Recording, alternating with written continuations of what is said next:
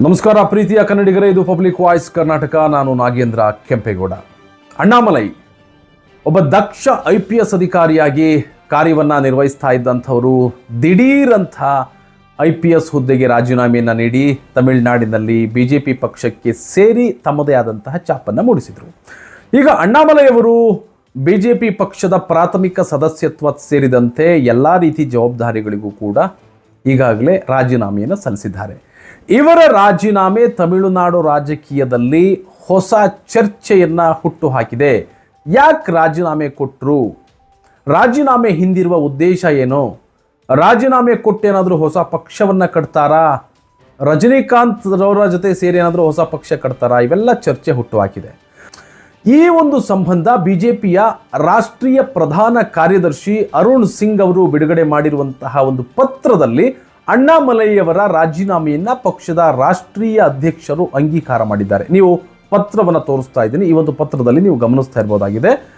ಇವರ ರಾಜೀನಾಮೆಯನ್ನು ಇವರು ಅಂಗೀಕಾರ ಮಾಡಿರುವಂತಹ ವಿಚಾರ ಈ ಪತ್ರದಲ್ಲಿದೆ.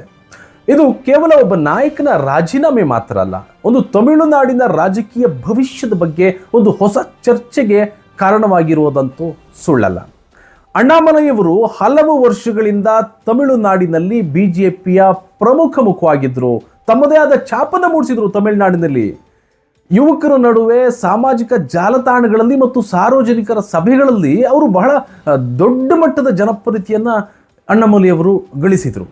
ಆದರೆ ಈಗ ಅವರು ಪಕ್ಷವನ್ನು ತೊರೆದು ಹೊಸ ರಾಜಕೀಯ ಪಯಣಕ್ಕೆ ಸಿದ್ಧರಾಗಿ ನಿಂತಿದ್ದಾರೆ. ಸ್ನೇಹಿತರೆ, ಅಣ್ಣಾಮಲೈ ಅವರ ಈ ಒಂದು ರಾಜೀನಾಮೆಯನ್ನು ಏನು ನೀಡಿದ್ದಾರೆ BJPಗೆ, ಈ ರಾಜೀನಾಮೆಯ ನಂತರ ಅವರು ನೀಡಿರುವಂತಹ ಕೆಲವು ಹೇಳಿಕೆಗಳು ರಾಜಕೀಯ ವಲಯದಲ್ಲಿ ಒಂದು ದೊಡ್ಡ ಚರ್ಚೆಗೆ ಕಾರಣವಾಗಿದೆ. ಏನು ಹೇಳಿಕೆಗಳನ್ನು ನೀಡಿದ್ದಾರೆ ಅಣ್ಣಾಮಲೈ? ಹಾಗಾದರೆ ಅಣ್ಣಾಮಲೈ ಅವರು ಹೇಳೋ ಪ್ರಕಾರ, ಅವರ ಅಭಿಪ್ರಾಯದ ಪ್ರಕಾರ, ತಮಿಳುನಾಡಿನ ರಾಜಕೀಯದ ವಾಸ್ತವಿಕತೆ ಬೇರೆ. ನೀವು ಬೇರೆ ರಾಜ್ಯಗಳಿಗೆ ಹೋಲಿಸ್ದಂಗೆ ತಮಿಳುನಾಡಿನಲ್ಲಿ ಇಲ್ಲ. ಇಲ್ಲಿ ವಾಸ್ತವಿಕತೆ ಬೇರೆ ಆಗಿದೆ.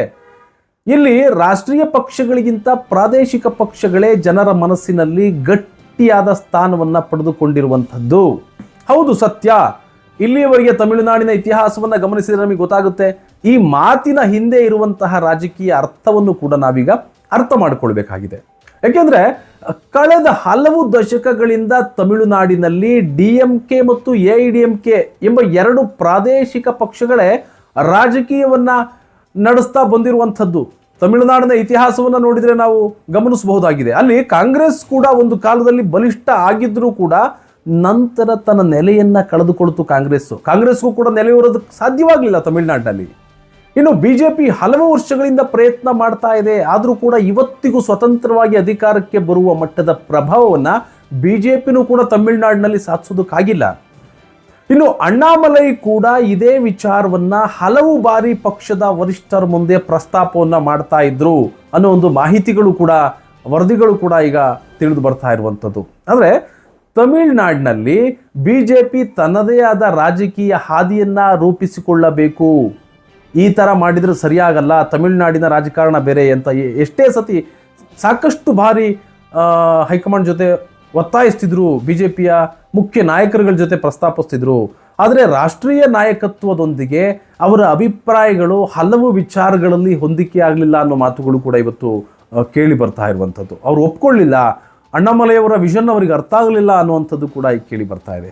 ಇದೀಗ ಅಣ್ಣಾಮಲೈಯವರ ರಾಜೀನಾಮೆಯ ನಂತರ ಇನ್ನೊಂದು ಹೊಸ ಚರ್ಚೆ ಪ್ರಾರಂಭವಾಗಿರುವಂಥದ್ದು. ಏನು ಚರ್ಚೆ ಪ್ರಾರಂಭವಾಗಿದೆ ಅಂತ ಅಂದರೆ, ಅಣ್ಣಾಮಲೈ ಮತ್ತು ಸೂಪರ್ ಸ್ಟಾರ್ ರಜನಿಕಾಂತ್ ಅವರು ಇಬ್ಬರು ಕೂಡ ಒಟ್ಟಾಗಿ ಒಂದು ಹೊಸ ರಾಜಕೀಯ ಪಕ್ಷವನ್ನು ನಿರ್ಮಿಸ್ತಾರೆ ಅನ್ನುವಂಥ ಪ್ರಶ್ನೆ ಈಗಾಗಲೇ ಉದ್ಭವ ಆಗಿರುವಂಥದ್ದು. ಸದ್ಯಕ್ಕೆ ಇದ್ರ ಬಗ್ಗೆ ಯಾವುದೇ ಅಧಿಕೃತವಾದಂತಹ ಘೋಷಣೆ ಬಂದಿಲ್ಲ. ಇಲ್ಲಿ ರಜನಿಕಾಂತ್ ಅವರು ಹೇಳಿಲ್ಲ, ಅಣ್ಣಾಮಲೈ ಅವರು ಕೂಡ ಹೇಳಿಲ್ಲ. ಆದರೆ ರಾಜಕೀಯ ವಲಯದಲ್ಲಿ ಈ ಕುರಿತು ಸಾಕಷ್ಟು ಊಹಾಪೋಹಗಳು ನಡೀತಾ ಇದೆ. ಹಂಗಂತೆ ಹಿಂಗೆ ಮಾಡ್ತಾರಂತೆ ಅಂತ. ಬಟ್ ಯಾವುದಕ್ಕೂ ಕೂಡ ನಿಜ ಏನು, ವಾಸ್ತವಿಕತೆ ಏನು ಅನ್ನುವಂಥದ್ದು ಇನ್ನೂ ಪ್ರಶ್ನೆಯಾಗುಳಿದಿದೆ. ರಜನಿಕಾಂತ್ ಅವರನ್ನ ನೋಡಿದರೆ ಅವರಿಗೆ ಸಾಕಷ್ಟು ಅಭಿಮಾನಿ ಬಳಗ ಇದೆ, ತಮಿಳುನಾಡಿನಲ್ಲಿ ಕೇಳಬೇಕಾಗಿಲ್ಲ. ಇನ್ನು ಅಣ್ಣಾಮಲೈ ಅವರಿಗೆ ರಾಜಕೀಯ ಅನುಭವ ಮತ್ತು ಯುವಕರ ಬೆಂಬಲ ಸಾಕಷ್ಟು ಅಣ್ಣಾಮಲೈ ಅವರಿಗೂ ಕೂಡ ಇದೆ. ಅವ್ರದೇ ಆದಂಥ ಸ್ಟೈಲ್ನಲ್ಲಿ ಅವ್ರು ಗುರುತಿಸ್ಕೊಂಡಿದ್ದಾರೆ. ಈ ಎರಡೂ ಶಕ್ತಿಗಳು ಒಂದಾದರೆ ತಮಿಳುನಾಡಿನಲ್ಲಿ ಒಂದು ಹೊಸ ರಾಜಕೀಯ ಸಮೀಕರಣ ಮೂಡಬಹುದು ಅನ್ನುವಂತಹ ಚರ್ಚೆ ಈಗಾಗಲೇ ನಡೀತಾ ಇದೆ. ಆದರೆ ಇದುವರೆಗೂ ಕೂಡ ಇದು ಕೇವಲ ಒಂದು ಚರ್ಚೆಯ ಹಂತದಲ್ಲಿದೆ ಅನ್ನುವಂಥದ್ದನ್ನು ನಾವು ಮರೆಯಬಾರದು. ಏಕೆಂದರೆ ಬರೀ ಚರ್ಚೆ ಅಷ್ಟೇ, ಯಾರು ಕೂಡ ಓಪನ್ ಸ್ಟೇಟ್ಮೆಂಟ್ ಕೊಟ್ಟಿಲ್ಲ ಇದು ಹಿಂಗೆ ನಾವು ಹಿಂಗೆ ಮಾಡ್ತಿದ್ದೀವಿ ಅಂತ. ಇನ್ನೊಂದು ಪ್ರಮುಖ ಪ್ರಶ್ನೆ ಅಂತ ಅಂದರೆ ಅಣ್ಣಾಮಲೈ ರಾಜೀನಾಮೆಯಿಂದ BJPಗೆ ಏನಾದರೂ ನಷ್ಟವಾಗಬಹುದಾ? ಈ ಪ್ರಶ್ನೆಯೂ ಕೂಡ ಈಗ ಹುಟ್ಟು ಹಾಕ್ತಾ ಇರುವಂಥದ್ದು. BJP ನಾಯಕರು ಪಕ್ಷ ವ್ಯಕ್ತಿಗಿಂತ ದೊಡ್ಡದು ಅಂತ ಹೇಳ್ತಾ ಇದ್ದಾರೆ. ಬಿಡ್ರಿ, ಅಣ್ಣಾಮಲೈ ಹೋದ್ರು ಹೋಗ್ತಾರೆ, ಅಣ್ಣಾಮಲೈ ಇಂದ ನಮ್ಮ ಪಕ್ಷಕ್ಕೆ ನಷ್ಟ ಆಗಲ್ಲ ಅಂತ ಹೇಳ್ತಿದ್ದಾರೆ. ಒಬ್ಬ ನಾಯಕ ಹೊರಹೋದ ಮಾತ್ರಕ್ಕೆ ಪಕ್ಷ ಏನು ದುರ್ಬಲ ಆಗುತ್ತೆ ಅಂದ್ರಿ? ನಾವು ಮುಂದೆ ನಡೆಸ್ತೀವಿ ಕಣ್ರಿ, BJP ಅವರಿಂದ ಏನು ಅವ್ರು ಹೊರ ಹೋದ ತಕ್ಷಣ BJPಗೆ ಏನು ದೊಡ್ಡ ಲಾಸ್ ಇಲ್ಲ ಅಂತ ಹೇಳ್ತಿದ್ದಾರೆ. ಆದರೆ ರಾಜಕೀಯ ವಿಶ್ಲೇಷಕರ ಅಭಿಪ್ರಾಯವನ್ನು ನಾವು ನೋಡೋದಾದರೆ ಅಣ್ಣಾಮಲೈಯವರು ಕಳೆದ ಕೆಲವು ವರ್ಷಗಳಲ್ಲಿ ತಮಿಳುನಾಡಿನಲ್ಲಿ BJPಯ ಪ್ರಮುಖ ನಾಯಕರಾಗಿ ಗುರುತಿಸಿಕೊಂಡಿದ್ರು. ಹೀಗಾಗಿ ಅವರ ನಿರ್ಗಮನ ಪಕ್ಷದ ಬೆಳವಣಿಗೆ ಮೇಲೆ ಸ್ವಲ್ಪ ಮಟ್ಟಿಗಾದರೂ ಕೂಡ ಪರಿಣಾಮ ಬೀರುವ ಸಾಧ್ಯತೆ ಇದೆ ಅನ್ನುವಂಥದ್ದನ್ನು ನಾವು ತಳ್ಳಿ ಹಾಕೋಕ್ಕೆ ಸಾಧ್ಯ ಇಲ್ಲ. ಅವ್ರು ಏನು ಬೇಕಾದರೂ ಹೇಳ್ಬೋದು, ಬಟ್ ಲಾಸ್ ಅಂತೂ ಖಂಡಿತ ಆಗೇ ಆಗುತ್ತೆ.